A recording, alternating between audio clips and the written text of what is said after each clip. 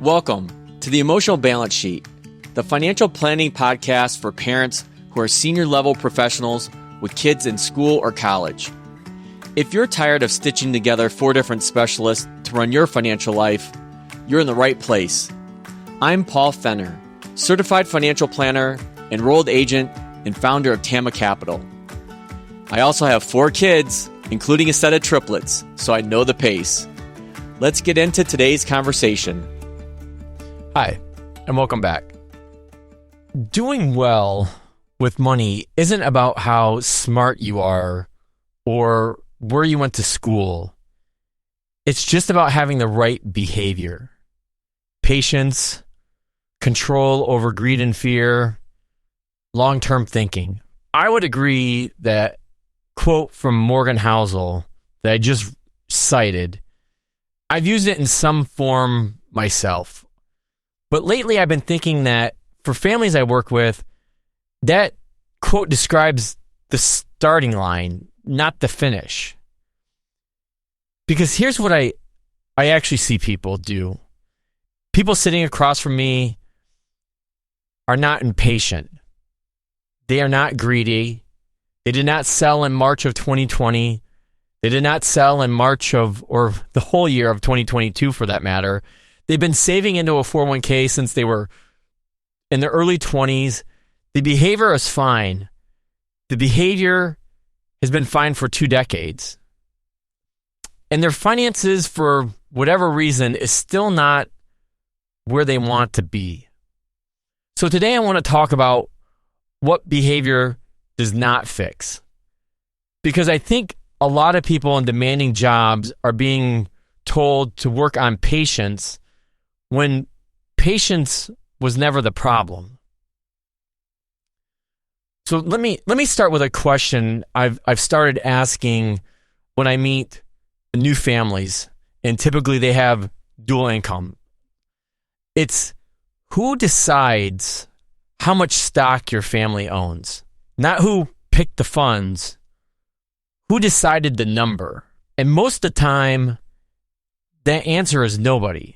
Here's how it happens. One spouse starts with a new company. They roll in their 401k. They pick a target date fund based on the year they think they will retire, and they never touch it again. The other spouse starts somewhere else. 4 years later, different company, different plan, different fund lineup. Same reasonable choice, but different funds. And what I found is that those 2 funds do not match. Different fund families, whether it's Fidelity, Vanguard, BlackRock, they all make different assumptions. 2 people, the same age, both in a 2050 target date fund, can be sitting in noticeably different mixes of stocks and bonds. And the old 401k from the job before last is still sitting at a custodian nobody logs into as well. Add the HSA that's probably been in cash since 2019. Add in the RSUs or restricted stock units. And now you have a household portfolio that neither person built. It is not aggressive or conservative on purpose. It is just whatever it added up to be. And I see this pattern constantly. And I want to be clear about something. These are not people who behaved badly. They saved. They stayed invested. They did the hard part. But no one was watching the whole thing. And that is a completely different problem. You know, the equity comp version of this is one that costs, I think, real money. Because restricted stock vests on a schedule that you don't control. Your company does. The shares land, the company sells some of it to cover taxes, and the rest sits in your account. Nobody made a decision. The calendar made it for you. So 2 things happen very quietly after that. First, the withholding on that vest is usually a flat rate on your supplemental wages or your income. So if your household is well into a higher tax bracket, that flat rate is not going to cover the actual tax bill. It doesn't announce itself until it shows up in April, and it feels like a giant surprise, even though it was somewhat predictable in March of that prior year. Second, the shares that were not sold stay there. One vest, that is fine. 3 years of quarterly vest, and now a meaningful chunk of your family's net worth is in the same company that signs your paycheck. Your job and your portfolio move together. If the company has a bad year, you're going to likely find out twice because the stock price may reflect that as well. Nobody chose that. It just accumulated. So here's where I've landed, and this is the part I hope that sits with you. I do not think high earners avoid money. I think that framing gets used a lot, and I think it's wrong.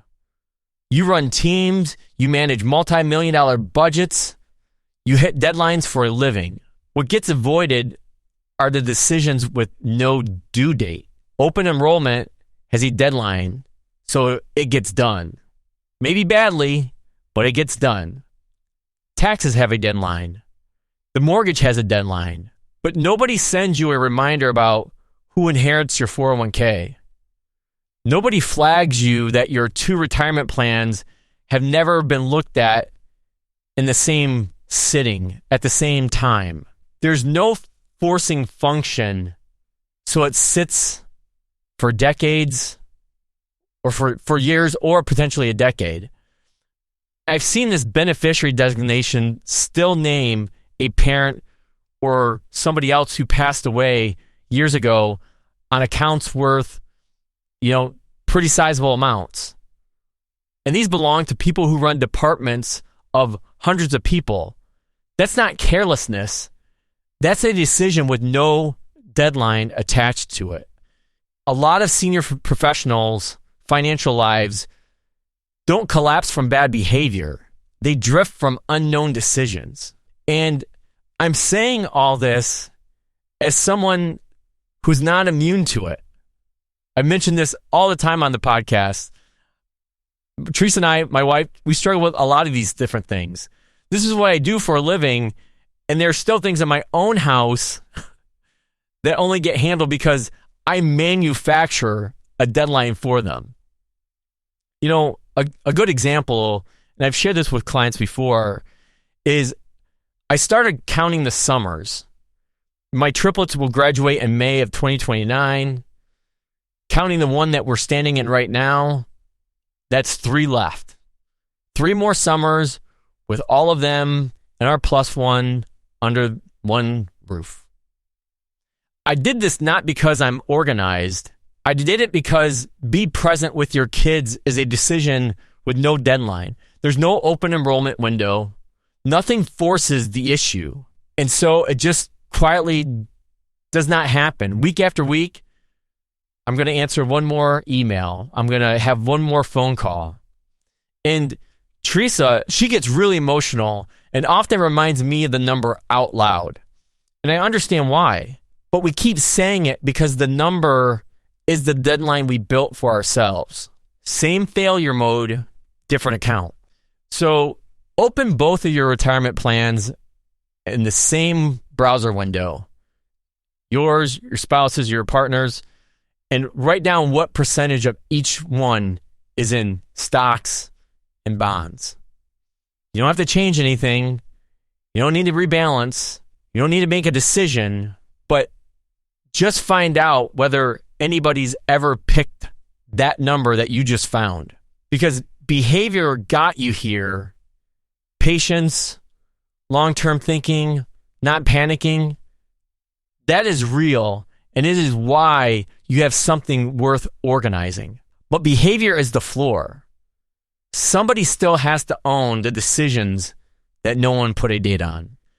And before I wrap up, I want to say thank you, because when I was looking at the episode number, this one is number 250. And it's hard to imagine that nearly 6 years ago, I started this podcast and it just continues to roll. And a big reason why is that many of you over these years have emailed me, pinged me on LinkedIn. Those that have my number will call me or shoot me a text and say how meaningful that conversation was, or how that really hit home. And it's support like that that has made this journey continue. And I can't thank you enough. I love spending this time with you each week. I love researching the topics. I love the conversations with the guests that we've had on the show over the years. One in particular I'll call out is Dr. Jennifer Dragonette, who you all know is a regular on the show, is just phenomenal. And I do it because I care.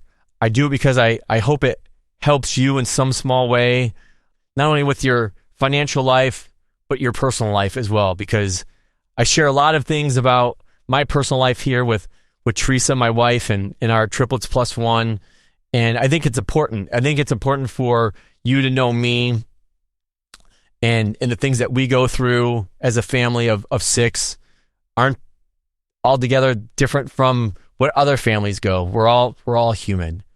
So with that said, again, just a heartfelt thanks on the 250 episodes and helping me keep this thing going, which I absolutely love. So if anything resonated with you, like I mentioned, I take on a small handful of clients here at Tama Capital every year. You can find out more by visiting tamacapital.com or the link in the show notes. So again, with heartfelt appreciation, that's it for this week, and we'll see you next time. Now for the fine print. This podcast is for educational purposes only and is not personalized financial, tax, or legal advice. Before making any decisions about your specific situation, please work with a qualified professional. Tama Capital is a registered investment advisor.